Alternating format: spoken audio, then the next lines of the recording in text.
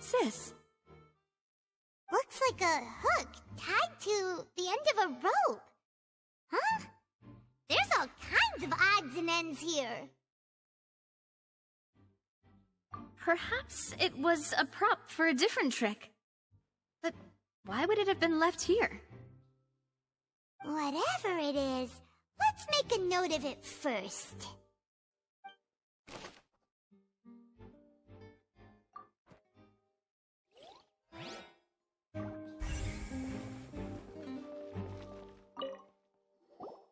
The floor is wet. Please be careful not to slip. Speaking of which, why would there be water here? Oh, Paimon knows! It's one of those tricks where you pour water into a jug and then flip the jug over only for the water to disappear? And here's a broken vase. Huh. Did the trolley knock it down while moving? That can't be. The trolley moves along tracks from start to finish. It couldn't have hit the vase at this distance. Let's note this down too and think about it later.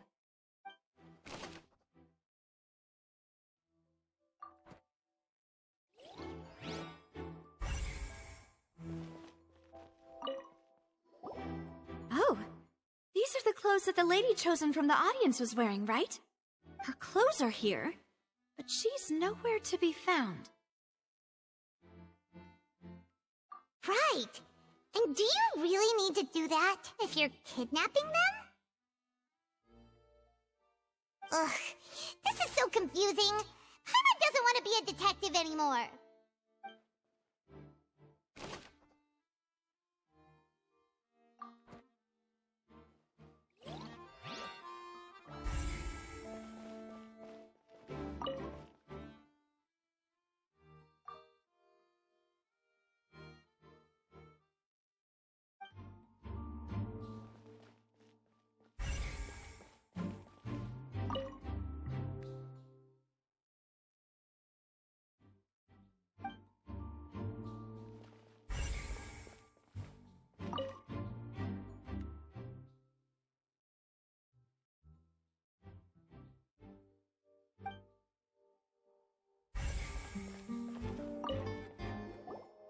What is this place? It seems someone could fit through here. Huh. Could this have been the suspect's escape route? Alone, perhaps. But if they had to pull another person with them, the space would be too narrow. But there are no other ways in or out of here. Oh, you're right! Let Paimon write that down.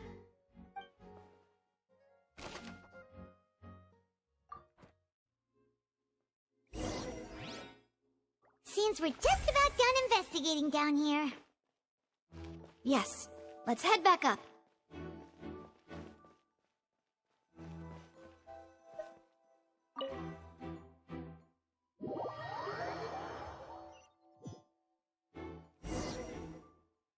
Well, we've ascertained the state of the crime scene. Let's find a place to sort out our findings once Malus returns.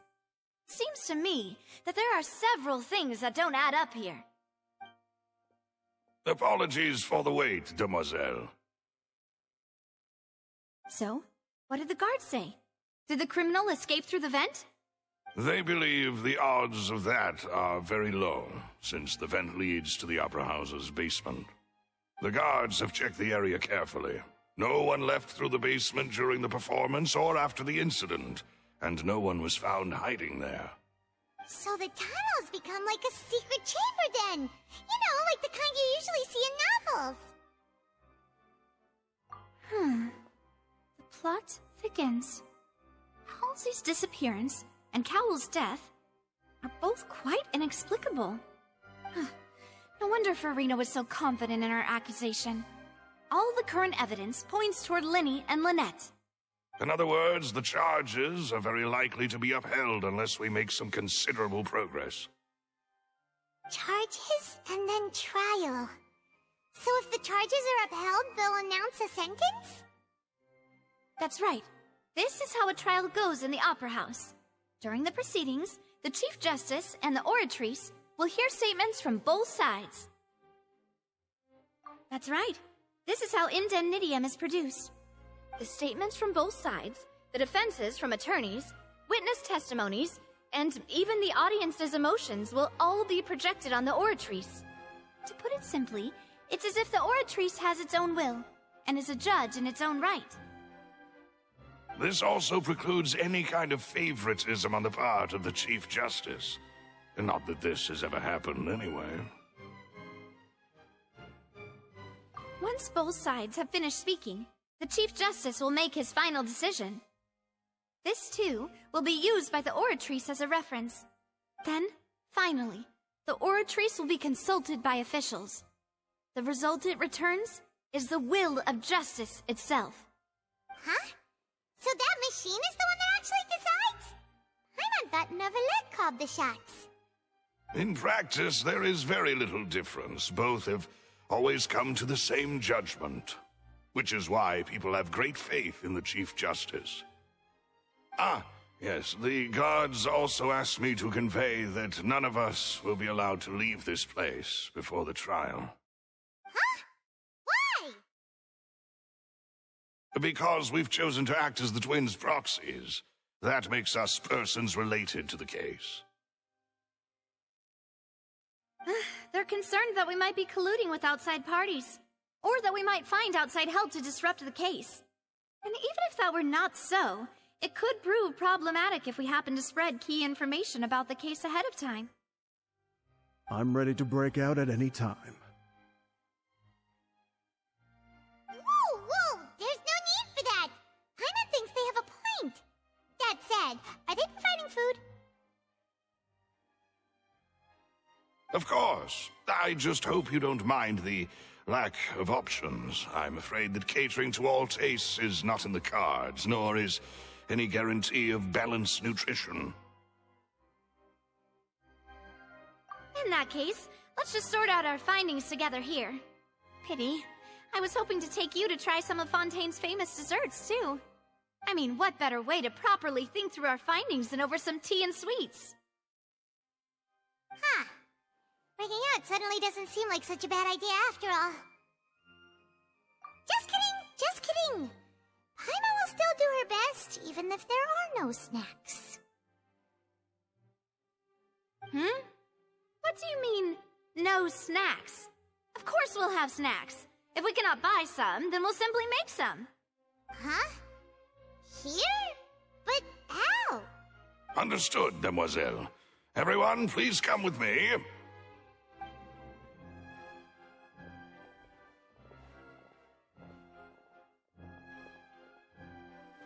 Wait, you're carrying a portable stove with you? Yes, I must be prepared to meet the Demoiselle's baking needs whenever the fancy strikes her. I have eggs, sugar, and almonds at the ready. Good work, you two. Then I'll get to it. Please sit tight for a moment. You'll get to taste my awesome snacks soon enough. These three are quite the interesting group.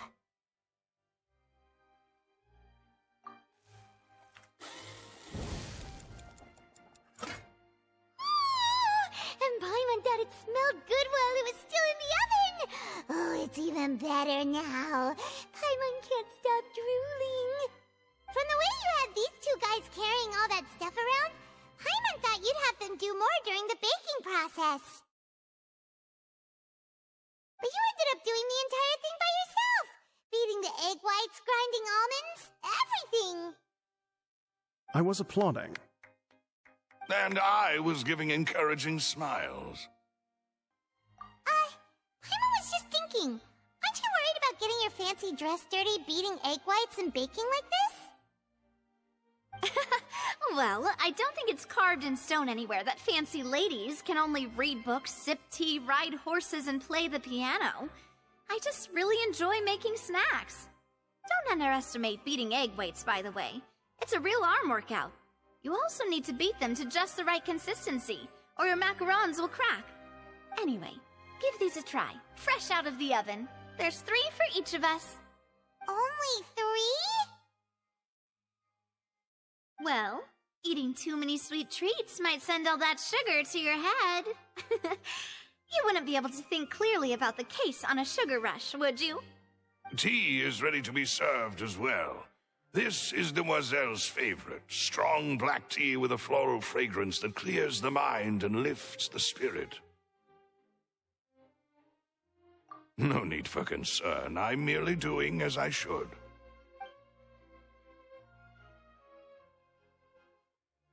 All right, then. Down to business. As Paimon mentioned previously, the tunnel seems to be something of a secret chamber. However, we can assume that Lyny and Lynette were not alone within it. Some criminal also occupied its sealed confines. The magician twins could have committed the crimes, of course, but they lack any logical motive. Exactly! Why would they do such a thing right when everyone was watching? The flower vase and the thud we heard during the performance could indicate some altercation between Halsey and the criminal in the tunnel, resulting in the shattering of the vase, the discarding of her clothes, and her abduction. Perhaps the criminal thought that since she was chosen from the crowd, she would be too easy to identify if she was still wearing the same clothes. Paimon thinks that makes sense, but the real trouble is... True. None of the clues we found thus far support the existence of this third person. But the only people left to consider are both technically victims, whether it's the missing girl, Halsey, or poor Cowl. Huh. Could Halsey have secretly made modifications to the magic props in order to murder Cowl before making her escape? That's right. And even if she had tampered with the setup, she would need to understand the entire trick to pull it off. Nor does she have any motive. The guards said that she has never had any dealings with the Magic Troop's members. Were we not thorough enough in our search? From the sound of things, this is turning into an impossible case. Your macarons are amazing, though, Navia. They smell great! They're nice and crisp and super sweet. They are my specialty, after all. And I see you've already had 5 of them. What? 5? Oh, that can't be right. Paimon only counted 3, honest. Please don't worry about it. At my age, a few less sweets might actually be a good thing. No. Being greedy is one thing, but Paimon knows how to count. Besides, Paimon knows that if she ate too many, then others wouldn't have enough.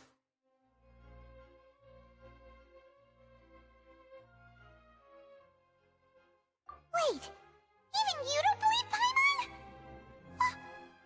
How could you? If Paimon ate those 2 extra macarons, then may they turn into stone in her stomach!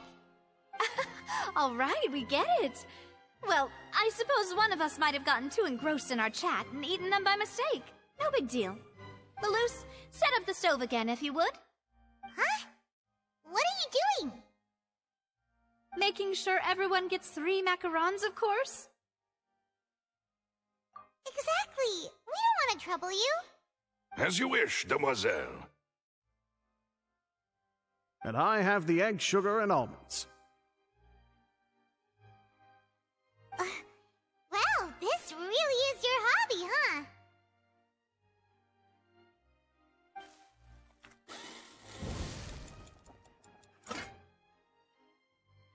Well, that's it for snack time. I'm going to have another look around the area. I don't know what we're looking for yet, but we've still got some time. As attorneys, I suggest the 2 of you think the case over again. It would be awkward if you got all tongue-tied on stage during the trial. All right, thanks for your help and for the snacks. It was nothing. A small task for the Spina di Rosula. Silver, Maloose, it's time to go. I'll be back if I find anything new.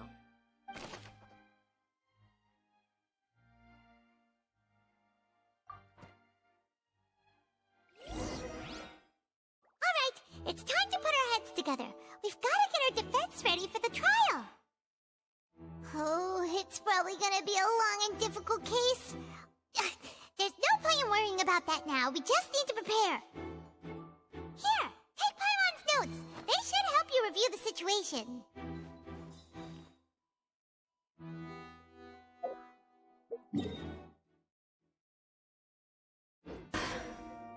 I only wish life could be as leisurely as this a little more often. How greedy of me.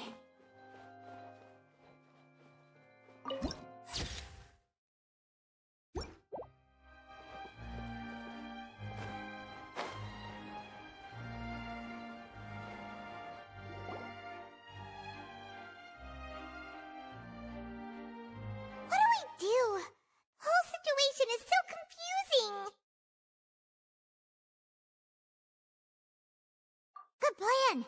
Impossible things don't just happen. We'll get to the truth one way or another. Just relax. Even if everyone else suspects Lyny and Lynette, at least we will be supporting them from the stands. Besides, I doubt Farina understands any more about what happened than we do. Thanks, Navia. Well, we'll be going then. Best of luck to you.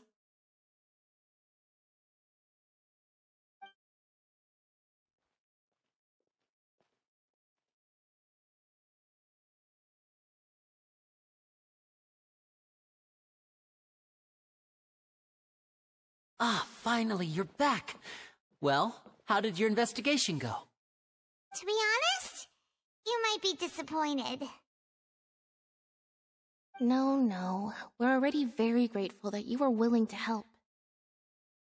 Well now, don't you all look disappointed?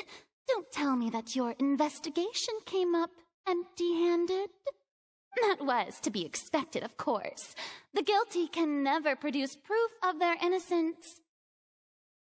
But don't let that stop you. I shall be terribly disappointed should you, my most anticipated foe, concede so easily.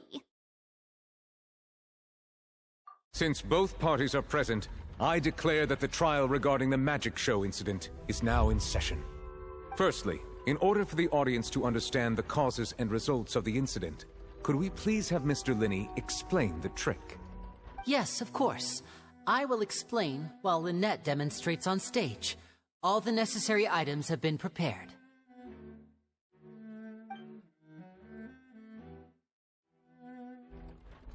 Thank you, Mr. Lyny. In that case, I take your statement to be that you ran to and remained hidden within the magic box in the audience stands once the trick began, and thus could not have committed the crime. Is this correct? Yes, that's correct, Your Honor. In that case, I call upon the prosecution. Lady Farina, do you wish to refute his statement in any way? Why, of course I do. Allow me to take the first shot and break this case wide open. Mr. Lyny is clearly lying. There is no way you could have been in the box the whole time if you were to abduct Halsey and murder Cowell. In fact, I'd say you were hardly in that tunnel at all. That is simply your hypothesis based on the presumption that I'm guilty. Oh, is that so? And if I may ask, what did you hear while you were inside your box? The roaring countdown of the crowd, of course. That's how I kept track of the time and built anticipation for the finale. And you didn't hear anything else at all? Nothing that might leave an impression of any kind? No, nothing. I see. But when the count reached 30 seconds or so, there was a thud. One so loud that I believe practically everyone heard it. Huh? Hey, hang on. Something's not right here.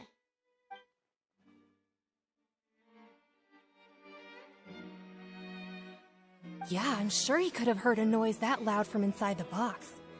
I was right by the box and I definitely heard the thud. Look at those scales. Could those mean... Well, then, ladies and gentlemen, allow me to use the words of the magician himself. You never know what can happen in the blink of an eye. Indeed, it seems his alibi can also collapse in the blink of an eye. Of course, I have armed myself to do far more than smash your alibi. Confidence cannot go unfounded, and my foundations are rock solid. Tell me, aren't you and Lynette actually from the House of the Hearth? The House of the Hearth?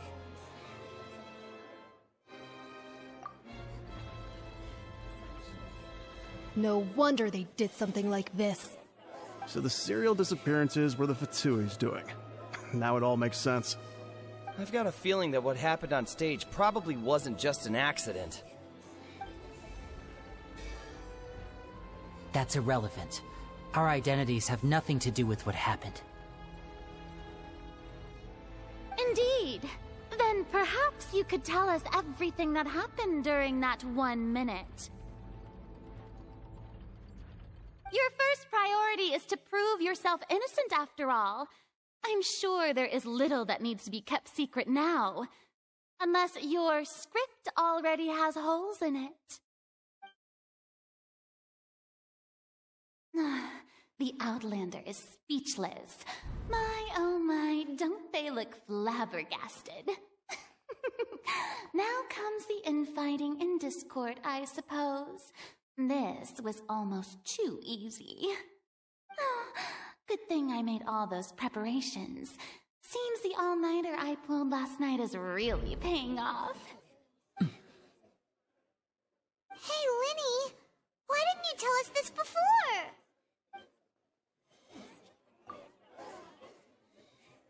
Order! Order! Mr. Lyny, allow me to re-establish the facts. Lady Farina has raised 2 points. First, when the thud was heard in the Opera House, you were neither in the box nor the tunnel.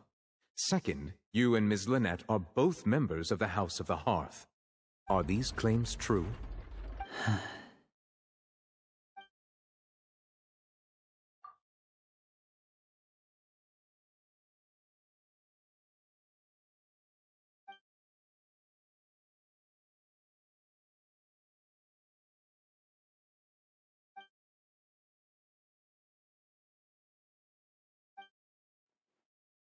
Please answer my question, Mr. Lyny. I'm sorry. Yes, they're true, Your Honor.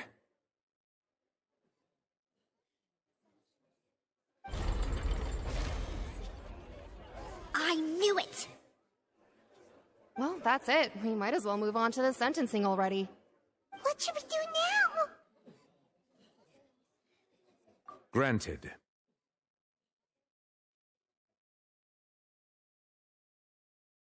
In that case, what is your request?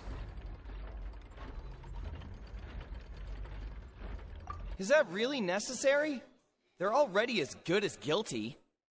The defendant deceived their own attorneys. What is there left to discuss? Order! Order, I say! Your request is reasonable, and we shall adjourn. This trial will reconvene in 1 hour. So you would stick to Mr. Lyny's defense even after knowing what you do now? You certainly have more professionalism than I thought. In that case, my dear audience, let's allow the joy of victory to steep for a little while longer.